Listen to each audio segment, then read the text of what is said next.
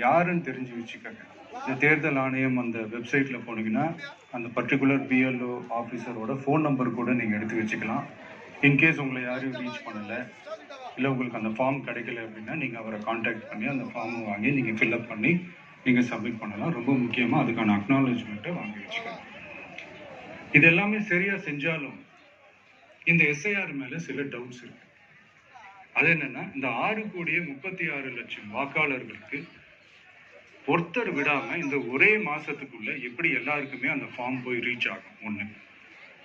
ரெண்டாவது, நீங்க வரும்போது வீட்டை பூட்டிட்டு வேலைக்கு போயிட்டு என்ன பண்றீங்க? இப்ப நீங்க வருவீங்கன்றதுக்காக வேலையெல்லாம் விட்டுட்டு வீட்டுக்குள்ளேயே உட்கார்ந்துட்டு இருக்கணுமா? சோ இதுல மெயினா பாதிக்கப்பட போறது உழைக்கிற மக்கள், ஏழைகள், வேலைக்கு போற பெண்கள். இவங்களுக்கு யார் கரெக்டான அந்த பதில் சொல்ல போறது? ஒரு நியாயமான எஸ்ஐஆர்னா என்ன நடக்கும்? இப்போ இறந்து போனவங்களை மார்க் பண்ணி அதுல இருந்து டெலீட் பண்ணணும். இப்போ போலி வாக்காளர்கள் இருந்தாங்கன்னா அவங்கள மார்க் பண்ணி டெலீட் பண்ணணும்.